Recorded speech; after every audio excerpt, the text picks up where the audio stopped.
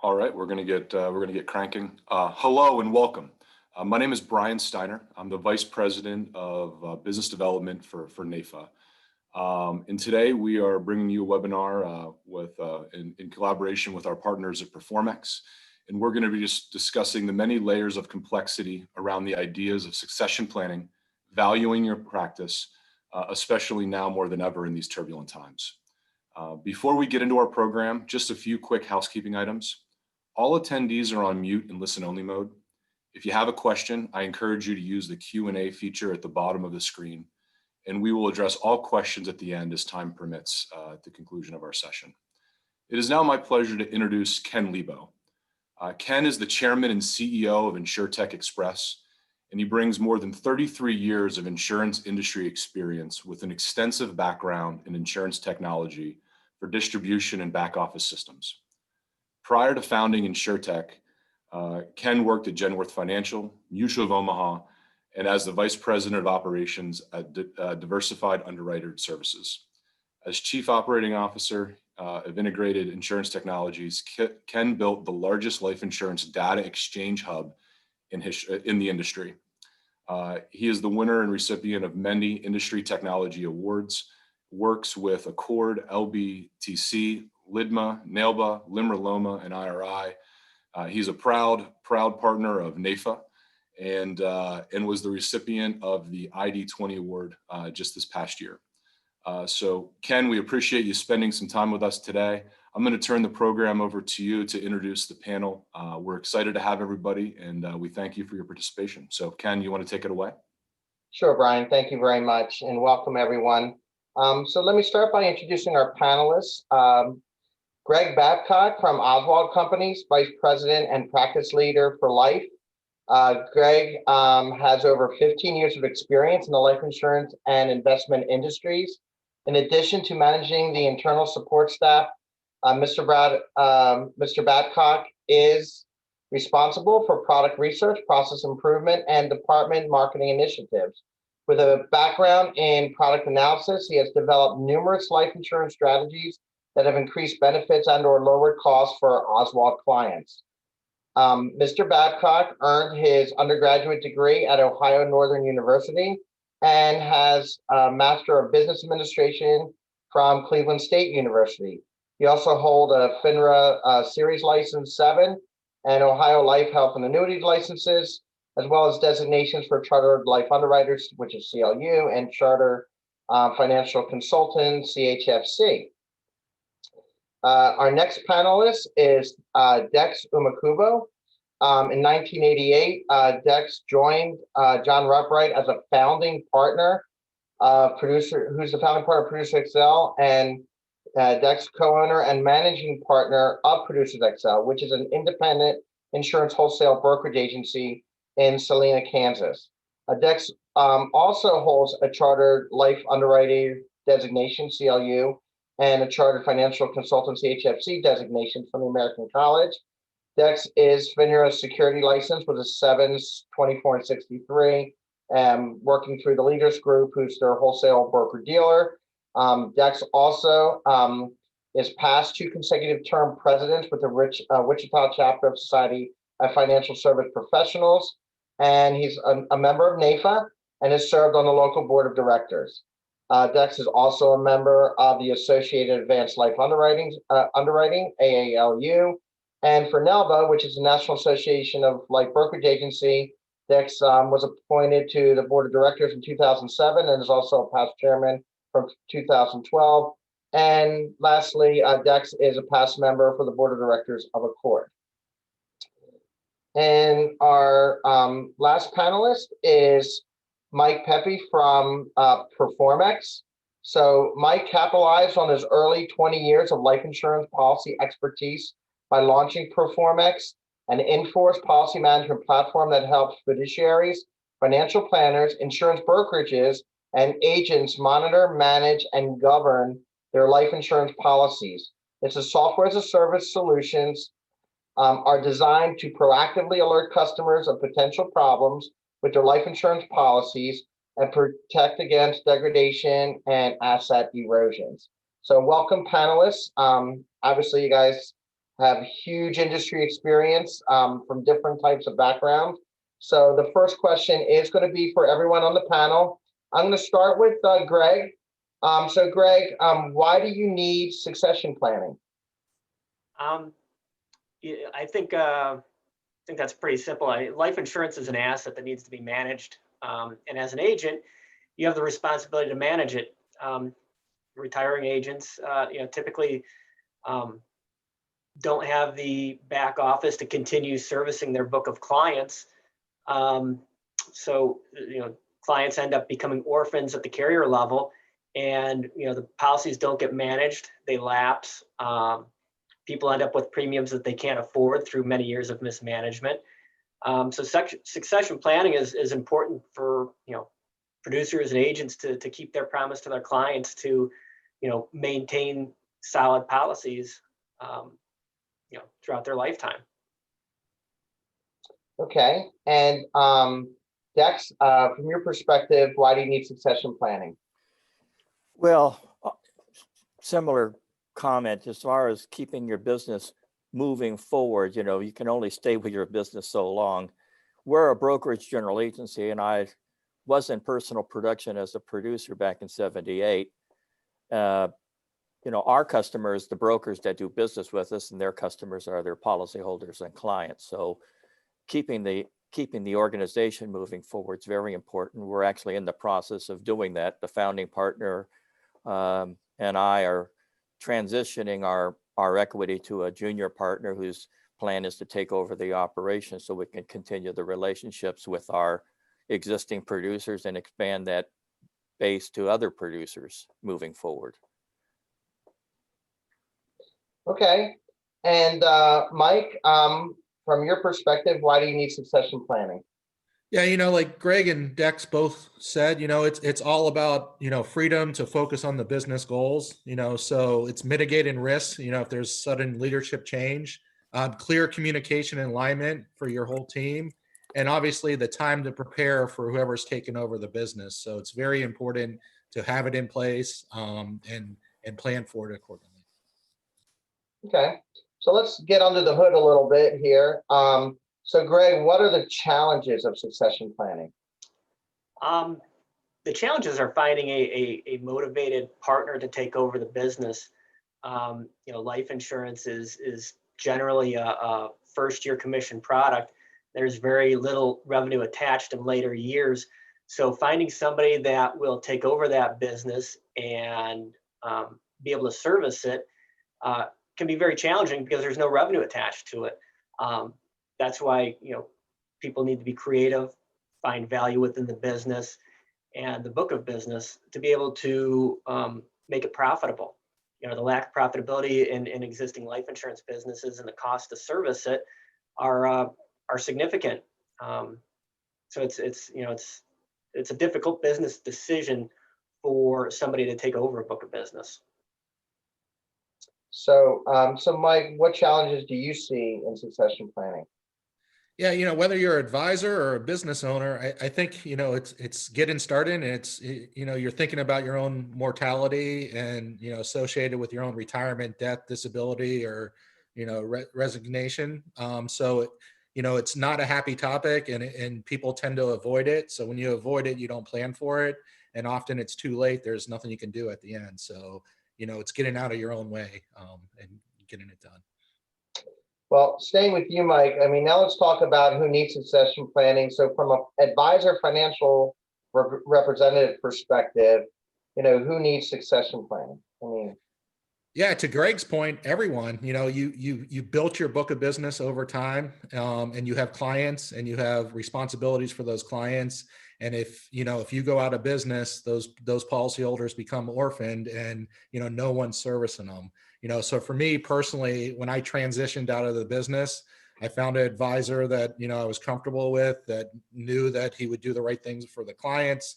And we started to work together long-term, building those client relationships, bringing them in there. It allowed me to work less.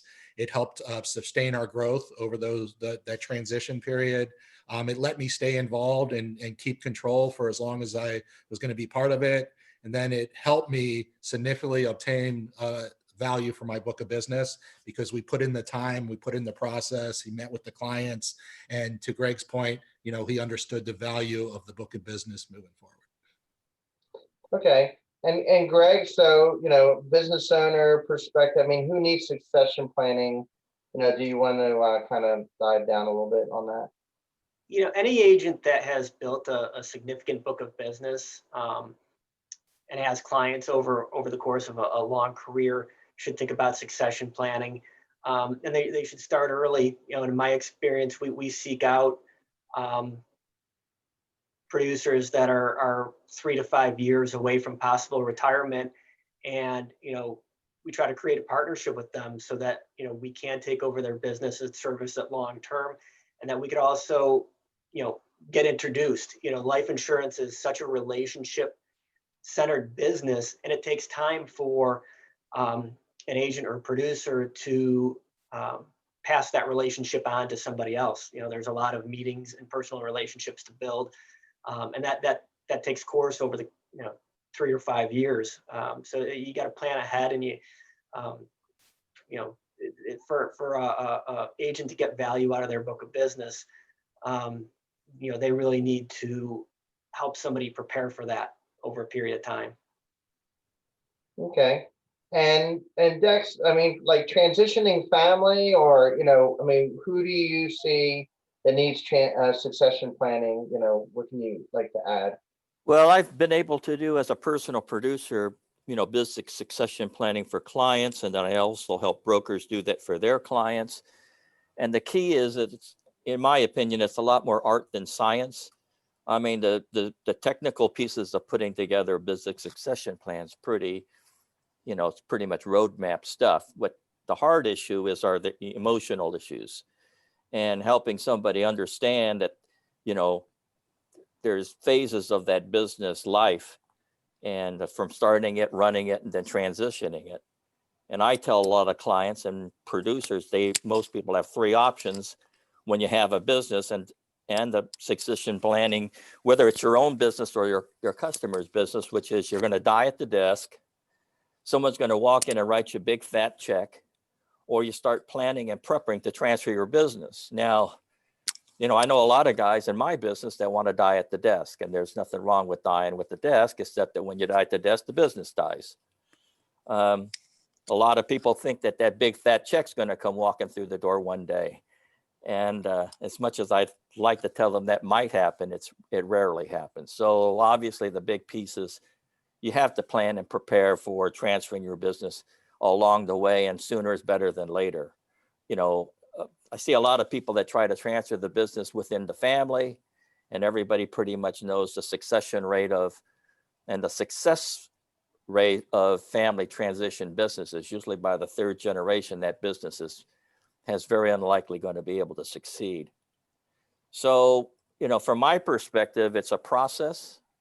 You have to engage early. You have to always be on the lookout or recruiting potential successors in the business, whether it's your own business or you're helping your clients do that for their business. And one of the things I really recommend is you have to use professional business evaluation process. I mean, you can say my business is worth $15 billion, but someone's not going to pay $15 billion just because you think that's what it's worth. And so, going through that process for ourselves, my partner John and I, that was an educational process as it was. And so I think it's a matter of doing things in steps. It's how to eat an elephant one bite at a time, but you better plan. Just like we tell our clients, people don't plan to fail, they fail to plan. And so obviously, for most people, their business, whether it's an agent's practice or the customers they're working with, that's probably their most valuable asset. And so earlier is better than later. Gotcha. And Mike, you had mentioned you sold your practice to another advisor. How long does the transition take? And how do you come up with the valuation for the sale? Because as Dexter's talking about, valuation is critical to get that right and do it the right way. So if you could talk a little bit about your experience.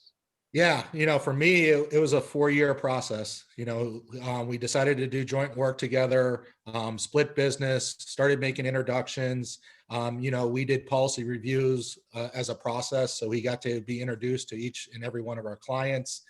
So over time, they knew what they're getting each and every year from us as a firm, and they knew who he was and how we work together to protect their needs. But for the valuation and getting the most out of it, you need a formalized system or standard operating procedures, whatever firm or company you have, that the next person that comes in there can take it and run with it. And for us, we had the Performance platform, so we had line of sight on my entire book of business. We knew the total death benefit, we knew the cash values, we knew the product types, and we also knew the issues and the opportunities within the book. So it was very easy for us to put a value on the book of business and see the opportunities coming on the next year, 2 years, 3 years from the book. So again, taking the time, having a process, and being able to find a valuation that maximizes what you're going to get out of your business are the key points, at least for me. Okay. So Greg, when should someone start planning?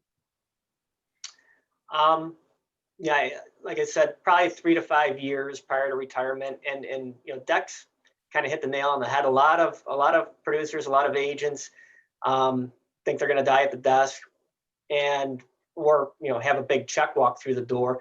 And I think a compromise between those two is keep the agent engaged, keep them involved with their book of business, just become their back office, become their support system. Most agents like to meet with their clients, they like to sell. Keep them involved in what they like to do, and help them take some of the heavy lifting off of their plate.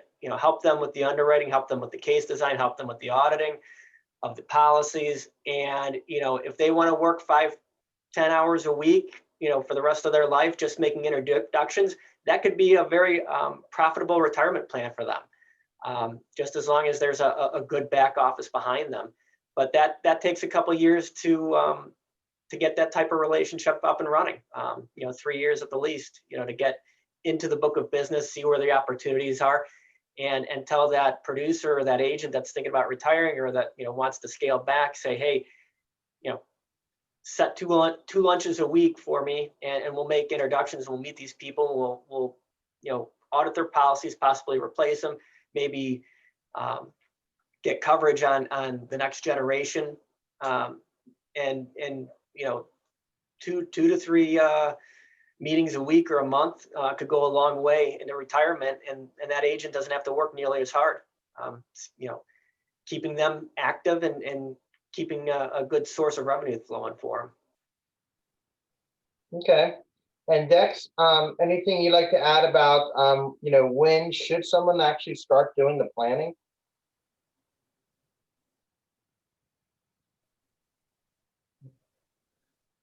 Dex, you're muted. Let me see if can you unmute? I got it. I'm sorry, Okay. Ken. Okay. I think you should start sooner than later. I think the key piece is trying to find and build a team of people around you that you can nurture and mentor along the way to see if they've got that entrepreneurial ingredient, and then start introducing them to the aspects of having ownership to the business, seeding them a little bit of maybe skin in the game. Every situation's different. John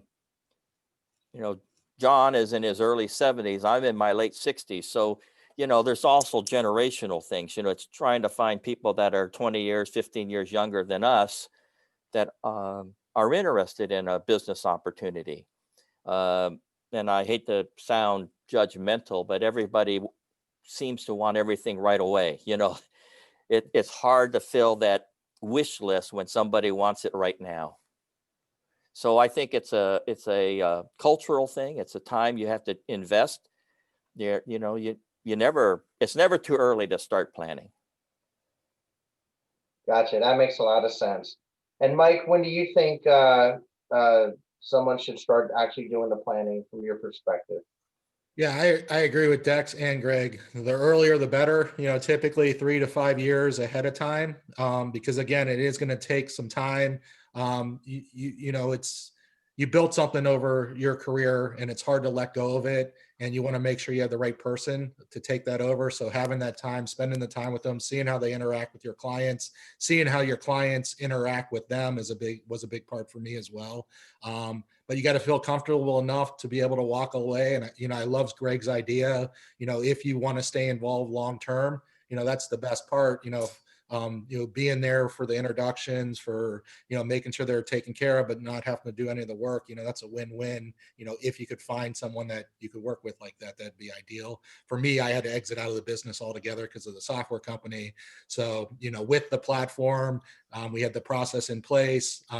They met the person that was taking it over. I felt comfortable between the technology and him that my clients would be taken care of for the long term. But again, you got to start sooner than later, because if you do nothing, like Dex said, you die at the desk, but then your clients lose at the end. And obviously you don't want that to happen.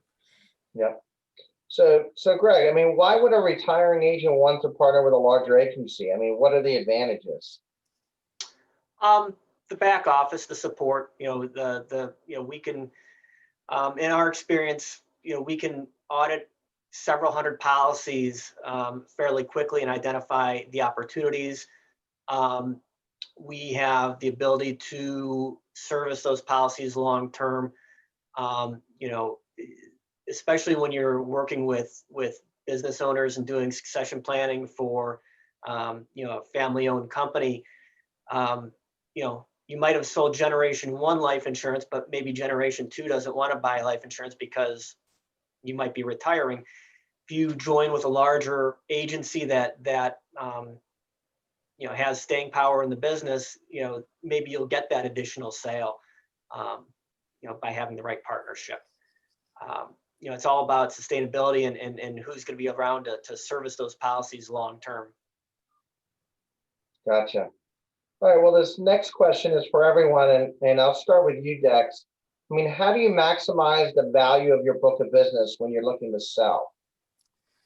I don't know that you try to maximize the value. You want to get what's a fair value. So in the case of our operation, which is a brokerage general agency, we, through our attorney, hired a professional business evaluation firm. And they look at it from all different angles. They look at revenue. They look at earnings. It's a quite an intensive process. I'm glad we did it. And then, as you know, Ken, as a brokerage general agency, it's kind of a moving target all the time. And a lot of the firms are merging or folding into other brokerage general agencies. So it's kind of critical to know, kind of as a baseline, what you think your firm is worth. So we went through the process. It wasn't inexpensive, but it was probably worth every penny to go through a professional business evaluation. And it helped us transition an existing shareholder out of the business because he was wanting to retire, and we needed to figure out exactly what his percentage of the equity was worth so we could come to terms of repurchasing that back. So that's what we did. We went out and sought professional help. Okay, and do you mind saying, like, you don't have to give a name, but generally, where'd you go to get that professional help? There are firms that specialize in business evaluations, and we wanted to use somebody that we were not using personally. Right. So we had corporate counsel solicit a firm so that it would be fair to both parties involved. But if if somebody wants to ask me offline, I can tell them how that process works. But there are professional firms that do business evaluations, and oftentimes it's not going to be your CPA. So one last question, next. I'm putting you on the spot. I know these are not, we weren't on the list, but this is a good engaging conversation here. I know there's tools that do evaluation. Do you still say get the expert advice, or tools, or both? The tool is nice to have a ballpark. Right. Having a professional, no different than buying insurance online or talking to an insurance professional eyeball to eyeball. You know, I'll let the people make a judgment on call on that. You know, Right. I have a preference because you know me, Ken, I'm a dinosaur. I've been in the insurance business 42 years. I can't do anything over the internet. I mean, I'm doing this, but I'm an eyeball to eyeball guy. You know, I got to sit across the table and look at somebody and have an engaging conversation on a personal human touch Right. basis. So, but again, everybody's different. You know, we have a very complex agency because we have separate businesses within the business in which John and I are multiple shareholders of different businesses. So we had to go through a process. Gotcha. So Mike, from your perspective, how do you maximize the value of your book of business when you're looking to sell? Yeah, you know that, and that's key, and it depends on what business you're in, But again, removing yourself from the day to day, and working on the business, not in it, so you could maximize profitability, clean up the books, all that stuff's great. Consider your various exit strategy options. So, is it a one-time payout? Is it paid out over time? If you're in the insurance business, is it something like Greg, joint commissions and paying out from new sales? I agree with Dex, hire functional experts, to help depending on how complex your business is, and then try to integrate formalized systems and processes and procedures into your business. So when you do transition out, it's easier for the next person to take over. In the insurance business, like we all alluded to, it is client relationships. So you could have the best plan in place, but if those clients don't like the person that took it over, it's going to be hard to make those additional sales. So, with the insurance business, it's relationship based too. So you really got to, make sure your clients, like and, will be willing to work with that person or group of people that come in and take over your practice. Okay. And Greg, from your perspective, how do you maximize the value of your book of business when you're looking to sell? So from a independent life insurance agency perspective, it's knowing your book of business. If you've sold life insurance for years and have used various carriers or maybe 10 to 20 carriers, you may not know what all policies are in force, what has lapsed. So it's information, what policies are in force, what's the health of those policies. Do you have current contact information for all those policy holders? My particular agency has 5,000 policies and probably 6 to 7 individual policy holders, which might be businesses or families or people.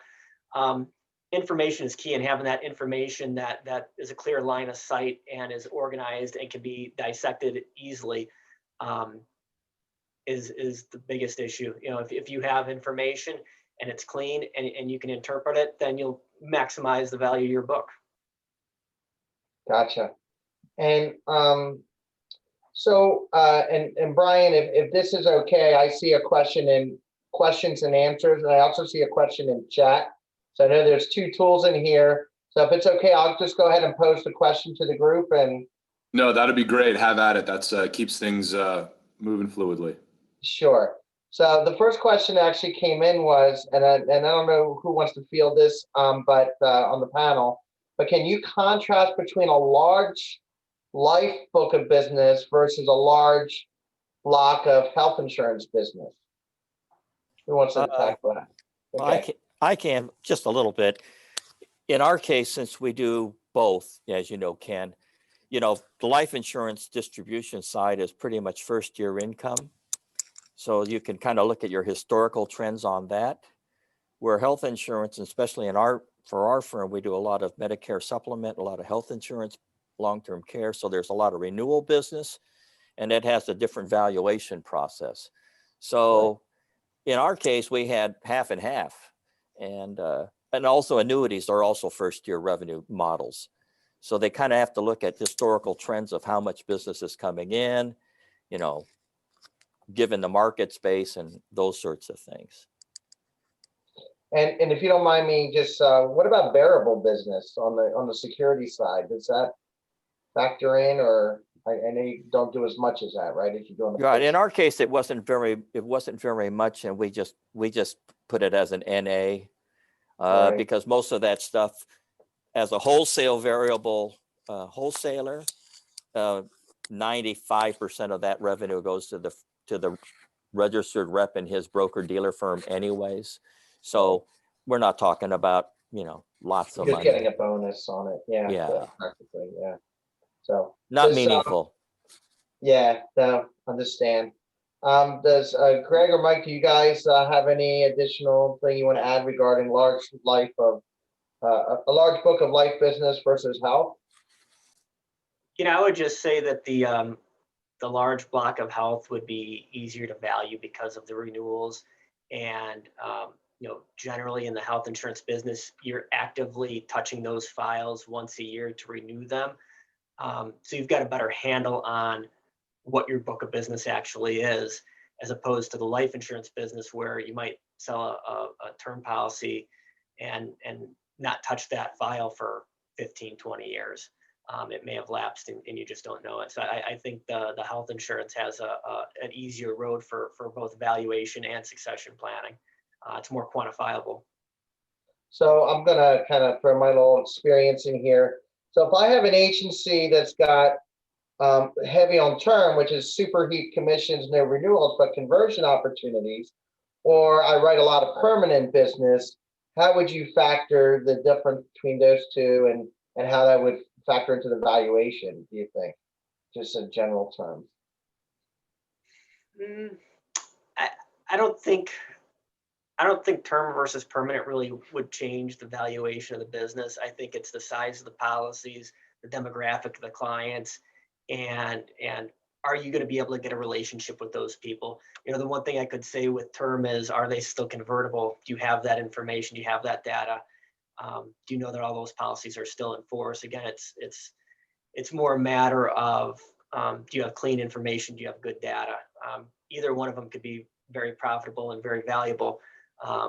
It's just a matter of how good your information is to be able to value it properly. Well, that's a setup question for Mike for Performex, but go ahead, I'm sorry. I was going to say, I would agree with Greg. That's why you want to start earlier. Obviously, get that data clean and get it to the place where when you're ready to transition and sell, you have clean data, you know what's in force, you know your average death benefit, your average premium, and you know the opportunities that were in your book of business. And again, our platform, is great for succession planning because that's what we do. We monitor it proactively. So if and when you're ready to transition, that data that Greg and his team would need to put a value on that would be all there for you. So that's why starting earlier is better. And it's the right thing to do for the client because you're proactive and managing their policies at the same time. Gotcha. Someone just sent a question in regarding succession planning about involving the CPA and so Dex, anything, because you were talking about involving different firms and things like that. What's the CPA's role, or what do you think? Our CPA provided the numbers, our income, our expenses, our tax returns, but there's a lot more to business valuations, at least in our case, than that. Historical trends of revenue, how many agents were doing business with us over time. And those are things that the CPA really didn't have a handle on as far as assigning a value to that. And so I think a CPA might be able to give you a ballpark number based on income, expenses, your tax returns historically. But in our case, because we had several business units, we had a mix of different types of business, and we have a pretty significant book of different kinds of agents all across the country. We had to enlist a profession. And in fact, as our CPA also agreed that we needed to have an outside business appraisal firm do the evaluation. So I think it depends kind of on the complexity of the business. How many moving parts are there? Because there's a lot more to a value of a business than just, income, expenses, and your tax return. Gotcha. And Greg, anything you want to add about the role of a CPA in succession planning? No, I think Dex hit it on the head. I mean, you know, it could be a fairly simple process, or depending on the type of business, it could be, you know, incredibly complex. And hiring somebody that, for the more complex businesses, you know, hiring somebody that specializes in that business is usually a good route to go. Okay, and Mike, do you have anything you'd like to add on the CPA, or we said it all? Yeah, the guys got it. So right on, right on. All right, Brian, I don't have any more questions, nor do I see any more, although this is a chance for anybody else who wants to throw a question in. In that case, I'm going to hand it back to you. Excellent. Brian? Yes, excellent. Sorry, I was, you know, it's almost like my first time on a Zoom call. I was on mute. So, No. well, we appreciate all of the great information that you all shared. So Dex, Greg, Mike, always appreciate your participation. Ken, per usual, I feel like you've become a staple in NAFA events. So we appreciate your participation. Mike, also Performex, you guys have been an awesome partner. You guys have a rock star platform. So I encourage anyone to check it out, integrate it in their practice, especially if you're thinking about transitioning or transitioning your business now or in the future. It's just great to have your arms around what your practice can really look like and really what it's worth. And it's something that everyone should kind of keep their eyes on. So just to let everybody else know too, this session is recorded. It will be available on demand at NAFA.com, NAFA.org. And so I encourage you guys to check it out if you need to revisit. I thank you all for your participation today, and I hope everyone stays safe and stays healthy, and have a great afternoon. Thank you. Thank you. Take care, guys.